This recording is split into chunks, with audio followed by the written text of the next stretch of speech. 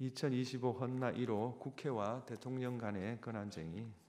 이 사건은 피청구인이 대통령 권한대행으로서 청구인이 2024년 12월 26일 헌법재판소 재판관으로 선출한 마흔여을 재판관으로 임명하지 아니한 부작위가 청구인의 헌법상 또는 법률상 권한을 침해하는지 여부, 재판관 지위 확인 등 결정을 할 것인지 여부에 관한 것입니다.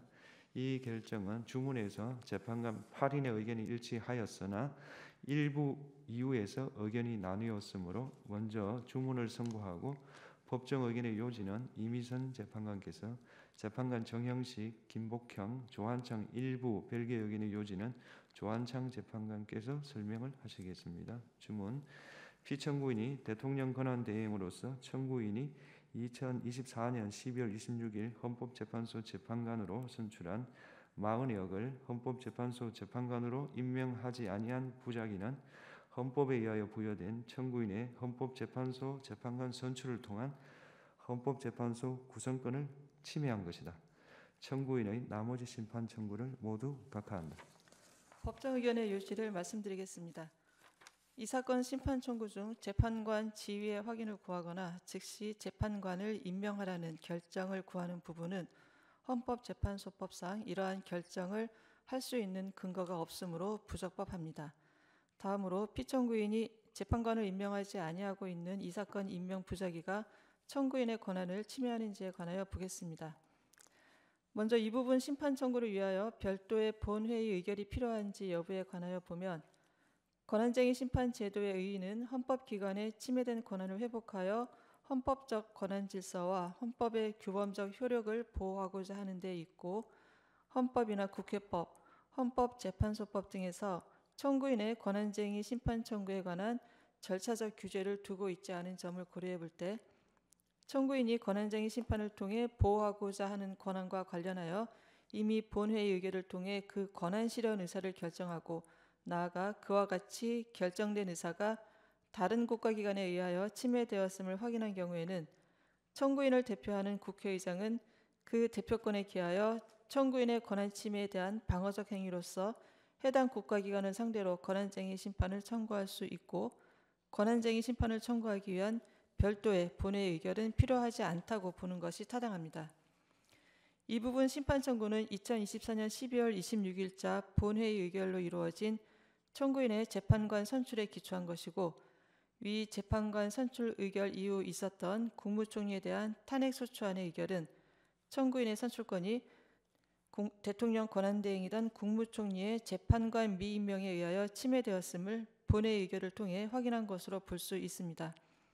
따라서 국회의장이 청구인을 대표하여 제기한 이 부분 심판 청구는 권한쟁의 심판 청구 제기 여부를 독립된 안건으로 하여 본회의의 의결을 거치지 않았더라도 국회의장의 대표권의 범위 내에서 적법하게 제기된 것으로 볼 수 있습니다. 이 사건 임명 부작위가 청구인의 헌법상 권한을 침해하는지 여부에 관하여 보겠습니다. 헌법 제111조 제3항이 재판관 9인 중 3인은 청구인이 선출하는 자를, 3인은 대법원장이 지명하는 자를 임명하도록 한 것은 입법부, 행정부, 사법부가 헌법재판소 구성에 동등하게 참여하도록 함으로써 권력 상호 간의 견제와 균형을 도모하고 헌법 수호와 국민의 기본권 보장을 사명으로 하는 헌법재판소가 중립적인 지위에서 헌법재판 기능을 수행하도록 하기 위한 것입니다. 따라서 헌법이 청구인에게 부여한 재판관 선출권은 헌법재판소를 구성할 권한을 의미하는 것으로 독자적이고 실질적인 것이므로 대통령은 청구인이 선출한 사람에 대하여 재판관 임명을 임의로 거부하거나 선별하여 임명할 수 없습니다. 즉, 대통령 또는 대통령의 권한을 대행하는 국무총리나 국무위원은 청구인이 재판관으로 선출한 사람이 헌법과 헌법재판소법에서 정한 자격 요건을 갖추고 그 선출 과정에 의회 민주주의를 원칙으로 하는 헌법 및 국회법 등 법률을 위반한 하자가 없는 이상 그 사람을 재판관으로 임명할 헌법상 의무를 부담합니다. 따라서 2024년 12월 27일부터 대통령의 권한을 대행하게 된 피청구인은 청구인이 2024년 12월 26일 재판관으로 선출한 3인이 헌법과 헌법재판소법에서 정한 자격 요건을 갖추었고 그 선출 과정에 의회 민주주의를 원칙으로 하는 헌법과 국회법을 위반한 하자가 없는 이상 이들을 재판관으로 임명하여 재판관 공석 상태를 해소하여야 할 구체적인 자기 의무를 부담합니다. 한편 청구인은 헌법재판소 창설 이래 각 교섭단체가 추천 방식에 관해 협의를 하고 그 결과에 따라 재판관 후보자를 추천하면 그 추천 후보자를 재판관으로 선출함으로써 다수당이 일방적으로 재판관 3인 모두를 선출하지 않도록 하여 왔는데, 이러한 정치적 관행은 국회가 선출하는 재판관의 정치적 중립성을 담보하기 위한 것이라고 할 수 있습니다. 다만 특정한 내용의 추천 방식이 관행으로 굳어졌다거나 각 교섭단체가 추천하는 특정 후보자에 대해 다른 교섭단체가 합의를 한 경우에 한해 선출하는 관행이 있었다고 보기는 어렵습니다. 이 사건에서 교섭단체 대표위원들은 협의를 거쳐 국회의장에게 재판관 후보자를 추천하는 공문을 발송하였고, 이에 따라 국회의장이 재판관 선출안을 제출함으로써 인사청문회와 본회의 의결 절차가 진행되었음을 인정할 수 있습니다. 따라서 이 사건의 경우 재판관 선출 절차가 의회 민주주의 원칙에 의한 절차를 위반하였다고 볼 수 없습니다.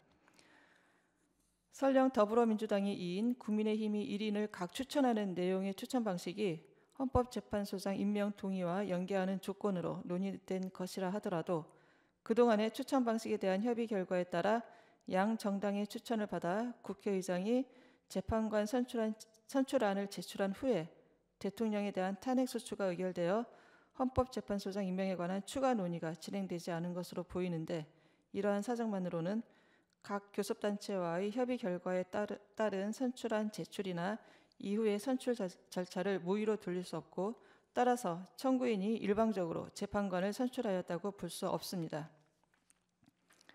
피청구인이 대통령 권한대행으로서 청구인이 선출한 재판관을 임명할 때 비로소 청구인의 재판관 선출을 통한 헌법재판소 구성권은 온전히 행사된다고 할 것입니다. 따라서 피청구인이 청구인이 선출한 재판관 중 2인만을 임명하고 현재까지 40역을 임명하지 아니한 부작위는 헌법에 의하여 부여된 청구인의 재판관 선출을 통한 헌법재판소 구성권을 침해합니다. 이상입니다. 네. 재판관 정영식, 재판관 김복형, 재판관 조한창의 이 사건 심판 청구 중 권한 침해 확인 청구 부분 이하 이 부분 심판 청구라 합니다에 관한 별개의 의견의 요지를 말씀드리겠습니다. 우리는 이 사건에서 국회의장이 국회를 대표하여 권한쟁의 심판을 청구하기 위해서는 본회의 의결이 필요하다고 생각합니다.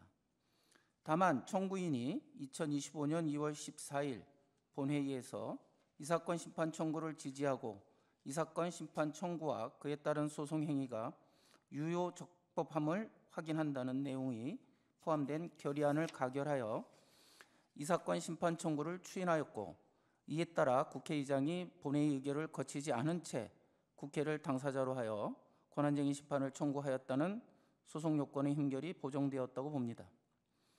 국회가 다른 헌법상 국가기관 등을 상대로 권한쟁의 심판을 청구하는 것은 국회의 헌법상 권한을 수호 유지하기 위한 수단으로 보여받은 그 자신이 헌법상 권한 행사에 해당하므로 그에 관한 의사결정은 헌법과 법률에 따라 이루어져야 합니다.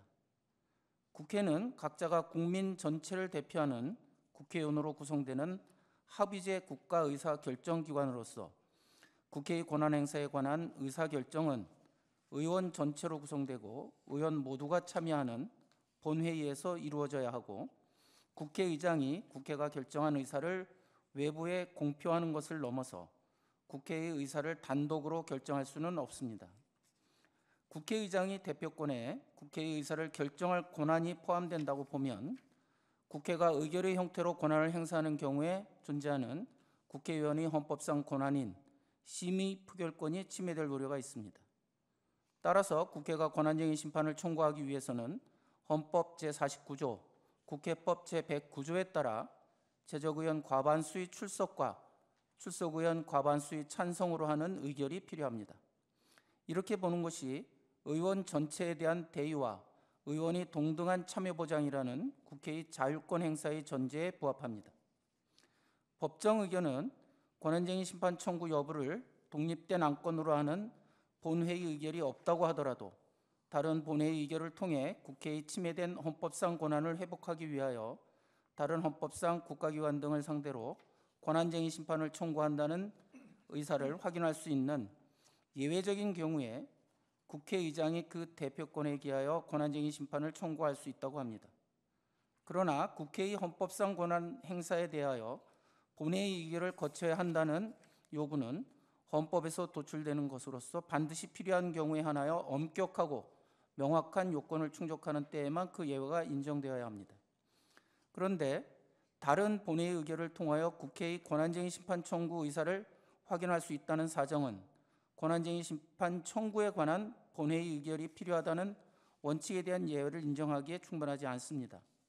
특히 이 사건에서 다투는 대상인 이 사건 임명 부작위는 현재까지 계속되고 있고 청구인이 심판 계속 중 본회의를 개의하여 이 사건 심판 청구를 추인하는 의사가 담긴 의결을 할 수 있었던 점을 고려할 때 위와 같은 예외를 인정하지 않으면 적시에 권한쟁의 심판 청구를 하여 청구인이 침해된 권한을 회복할 수 없었을 것이라는 등의 사정을 찾아볼 수 없습니다. 그리고 위와 같은 예외를 인정하기 위해서는 다른 본회의 의결에 명시적으로 드러나지는 않았으나 내재되었다고 할 수 있는 국회의 의사 해석이 선행되어야 합니다. 그러나 의안은 국회의원이 심의 표결권을 행사하는 대상으로서 이를 확장하거나 유추하여 해석하여서는 안 됩니다.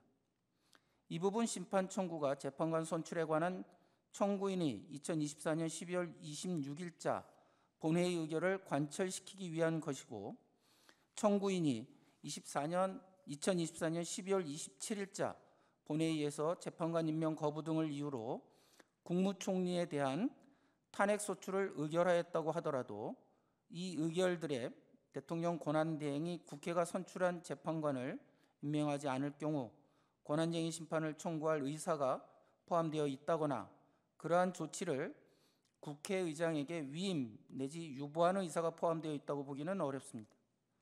만일 국회의장이 권한쟁의 심판 청구 여부를 안건으로 하지 않은 다른 본회의 의결을 토대로 국회의 권한쟁의 심판 청구 의사를 확인하고 실제 청구에 나아갈 수 있다면 국회의장이 국회의 권한쟁의 심판 청구에 관한 본회의 의결 여부를 자의적으로 선택할 우려가 있습니다. 국회의 권한쟁의 심판 청구에 본회의 의결을 요구할 것인지 여부는 절차적 적법성에 관한 문제입니다.